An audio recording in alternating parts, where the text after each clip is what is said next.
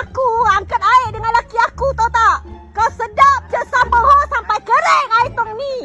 Kau sambal hos, nyaman kepala kau. Kau tak ada common sense, pakcik. Kau tak berperi kemanusiaan. Aku viral video ni, aku viral. Keluarlah, keluar. Kau seorang je ke tak ada air kat rumah ni? Ha? Bodoh. Kau tengok, kering air. Aku viral video ni.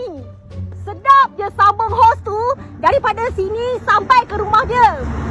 Kita orang setiap malam angkut air. Diam kita orang kerja. Tu. Saya takut bini.